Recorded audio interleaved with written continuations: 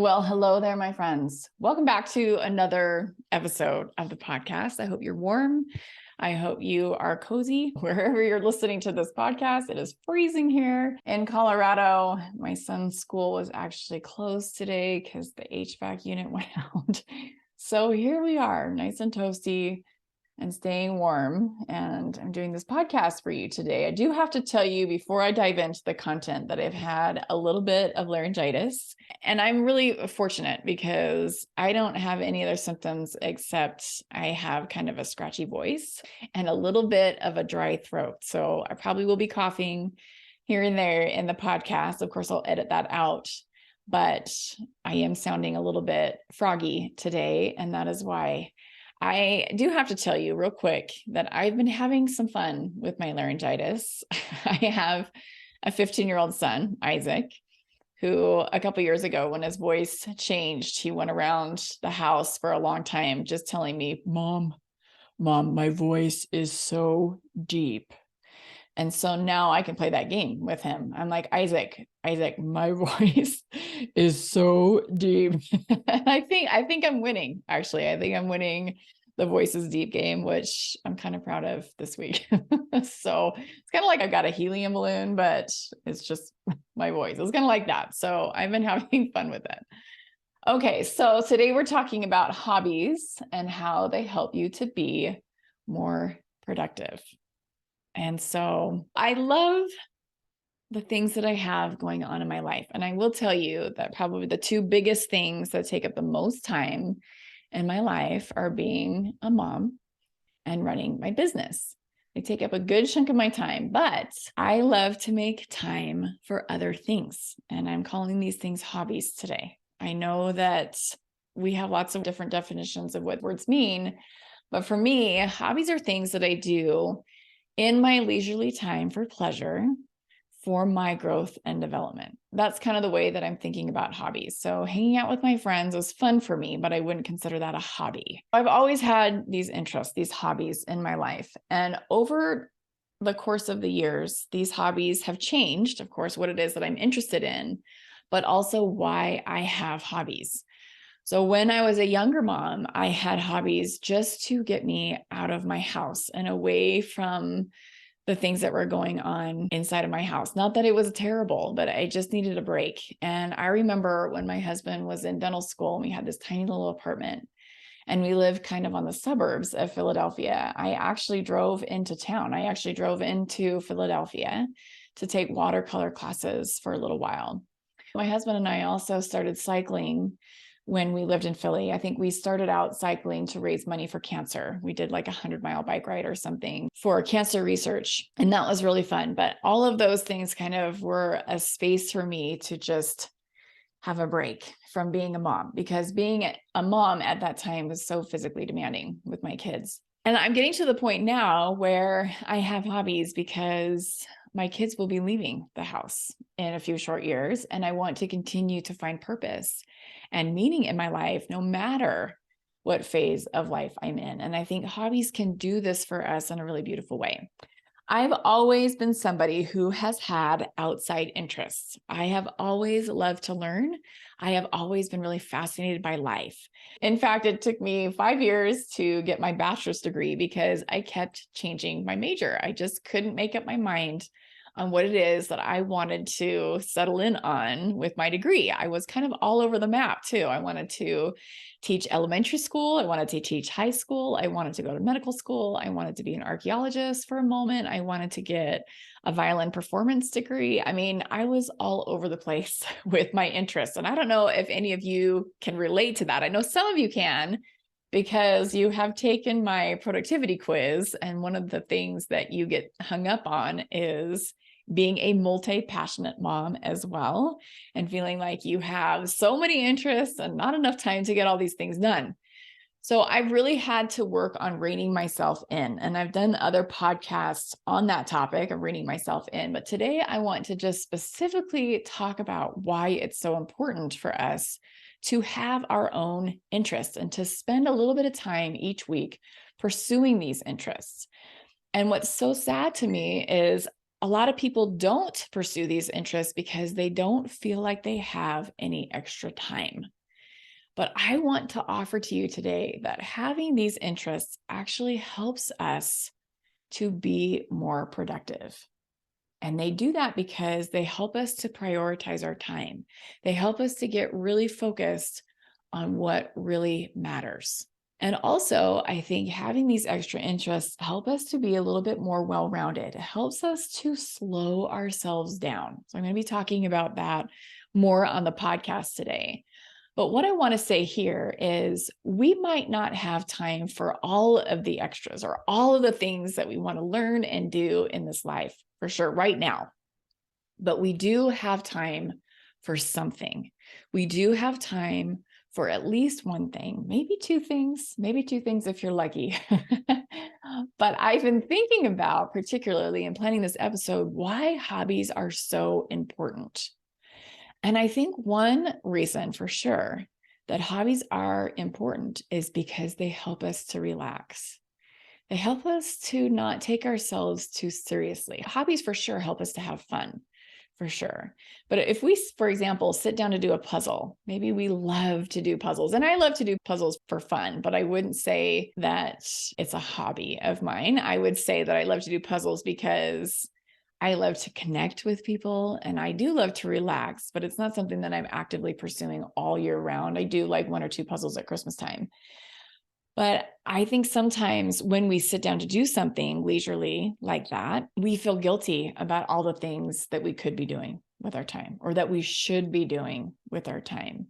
And when we're approaching it like that, we're not able to actually relax and enjoy doing the puzzle, for example, right? We're not present with that experience. And so I think that there are ways that we can learn how to relax by doing our hobbies. And I think one of the ways that we do it is just to give ourselves permission to relax and enjoy ourselves. And I think we can set ourselves up for success, I think for sure, when we do this. Like, for example, if I'm sitting down to do a puzzle and my sink is full of dishes, I'm going to be thinking about those dishes. I mean, even if I tell myself, don't think about those dishes, I am going to be thinking about those dishes. And so I can set myself up for success by getting the dishes done first and then doing the really fun thing with my kids or whatever. So I think that hobbies helps us to not be in a hurry. We really are able to enjoy the moment and stay present with what it is that we're doing. We really take to heart that life is not a destination. It is a journey. And I know that's kind of a cliche thing to say, but it really is true. Life is not about getting somewhere. It's about being present with yourself and understanding that there isn't any better than here. Your life is still going to be 50-50 when you get there. And I think learning how to have these extra things in life that are just for leisure help us to enjoy that process more. And I used to be somebody that told myself, you don't have time to do those kinds of things. And I really robbed myself of the pleasure that I could have been having in life by having more hobbies. Now, I say that because there was a period of time between dental school and now, I did not give myself permission to enjoy those kinds of things. That was kind of the Germany, Japan time period. If you've listened to the podcast, you know what I'm talking about. But I just didn't give myself permission to sit down and relax and do anything like that. So hobbies help us to stop and smell the roses for sure. And like I said before, they help us to not take ourselves or our lives too seriously. Hobbies help us to have fun. So let me talk a little bit more about what I mean by that. I took a pottery class as an elective when I was in high school, and I loved it. But the very first assignment was a struggle for me because the assignment was to make a whistle. And I made a little turtle. It was hollow on the inside, and I could blow through the turtle's mouth to make a noise, like to make a whistle. And after we made the project, our teacher wanted us to throw it away. And I was mortified. I'm like, what? What are you talking about? I can't just throw this away. I worked really hard on this. But that was part of the process because Just like so many things, art isn't sacred. Our hobbies aren't sacred. It's just an outlet for us to be creative and for relationship building with you and with other people and for the growth opportunity, regardless of the outcome. And I think it's a powerful practice to keep that in mind as we are creating and as we are working on a hobby, something that brings us joy. You have to kind of let go of the outcome sometimes, because truth be told, sometimes we start working on something and things go south with a project, right? It gets deleted or something happens or the computer crashes and we lose all the work or whatever it is that we're doing. We have to realize like, hey, this is just for fun. We're just here for fun.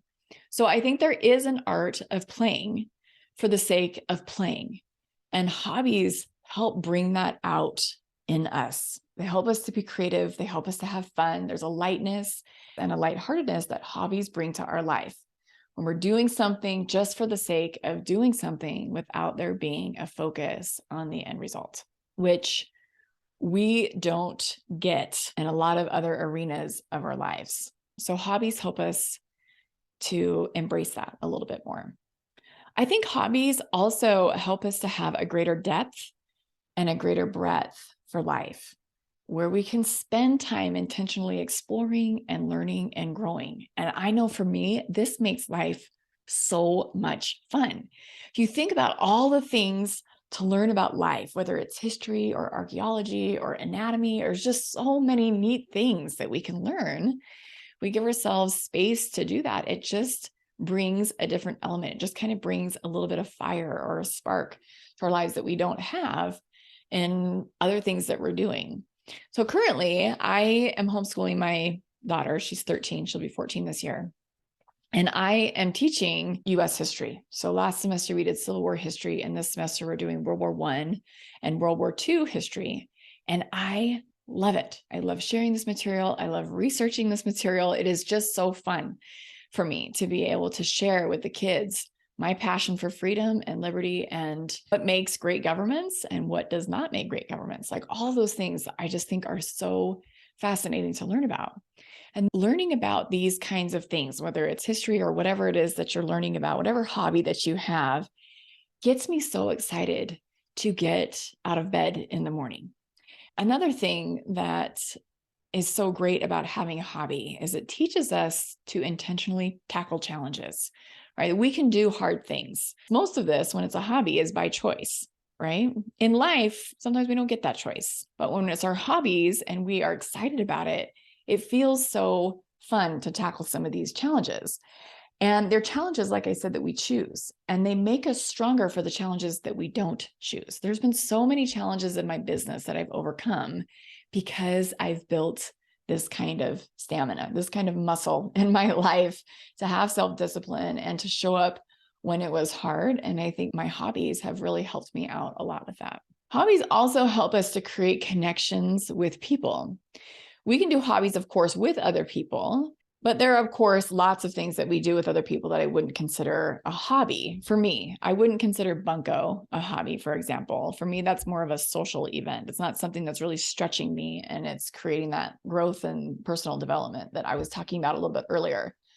But hobbies can involve other people, and that can bring a whole new element of fun to what it is that we're doing, particularly if you really enjoy being with other people and being with the people that are doing the same thing that you're doing. But most importantly, I think hobbies create a connection with ourselves. I think it's so important and so valuable for us to be able to enjoy the company that we keep with ourselves. And I don't think there's a better relationship, except with God, to invest in than with you. One that is guaranteed, because you will always have you. Right. So the thing that I love is I can be alone and I can still enjoy my life 100%, because I have these things going on. I have things that light my fire, and I know that I can have a really good time with me. Not only that, but I know that I can keep my word to myself. I think about how many people are just miserable and lonely because they don't have a relationship with themselves, or they just flat out hate themselves. And if you're not sure where you stand on your relationship with you, I want you to just think about how you talk to yourself.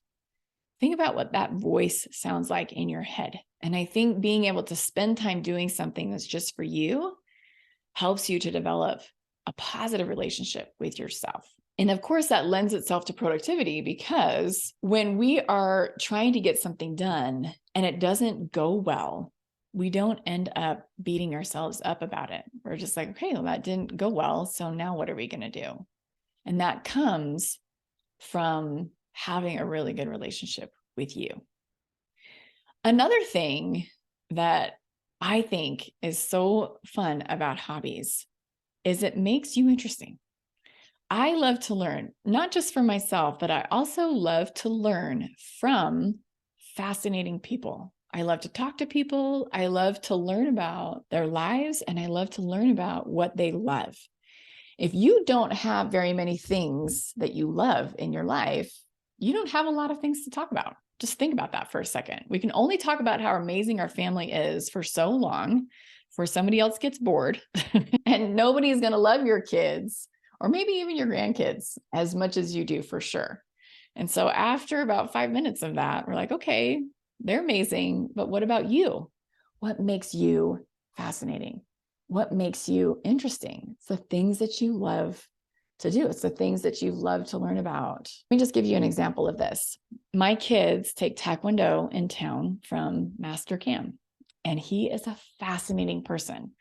So here's some of the things that I just would love to talk to him more about. These are just things that I've gleaned from different conversations that we've had over time, but I would just love to be able to sit with him and just ask him questions about these things. So he is a mountain unicyclist, which I don't know anyone else who goes mountain biking on one wheel.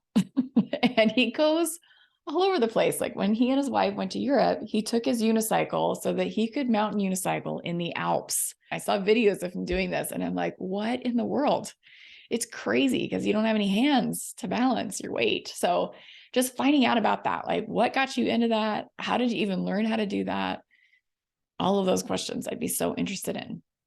He's also always been self-employed. So before he was a Taekwondo instructor, which I think happened for him probably when he was a teenager, he used to do yo-yo parties. He used to get hired out to do yo-yo parties for kids.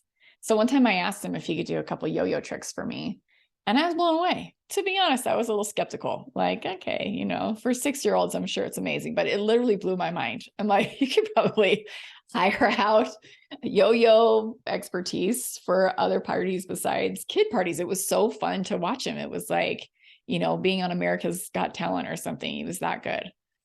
Another thing that he and his wife love to do is they love to paraglide, and he and his wife do races. And that in and of itself is like, well, how does that work? Like, what are you racing for? It's just who can stay in the air the longest, but I just want to know all about that. So they are so fascinating. His wife also trains stallions, which I'm like, yeah, I don't know. I don't know anything about that either. So I just think, man, how fun would that be to be able to take them out to dinner and just ask them all my questions? So I think learning new things makes us fascinating. It makes us fun to be around for other people because we have things to share. We have things to talk about. And when we're around fascinating people, of course, that just makes for a really fun and exciting conversation. It's not a one-way conversation for sure. So like I was mentioning earlier, hobbies help us to stay actively engaged in life, which brings a certain energy, doesn't it? It keeps our energy levels up, which of course is so great for productivity, right? When we are feeling kind of blah, we all have those days, right? We're just feeling like life is a slog. It's really hard for us to get up and go when it's time to move. But when we are actively engaged in hobbies, it brings this different energy. And I know for myself, if I spend too much time on my hobbies, that can also create drag.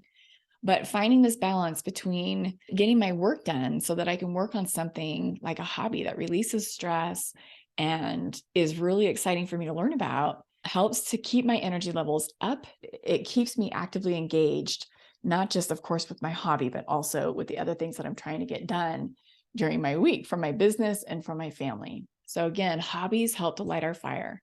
They help us to stay actively engaged in something that is fun, that is interesting, and keeps us growing. So I wanted to just talk about a few of my hobbies on the podcast today, because you might be wondering, but also just why I've chosen these, why they seem fun to me, so that we can either talk about them together. You can send me a DM or something on Instagram so that we can talk about some of the things that I love, or to just maybe get your wheels turning if you're just like, I don't really have any hobbies. I don't really know where to start or what to do.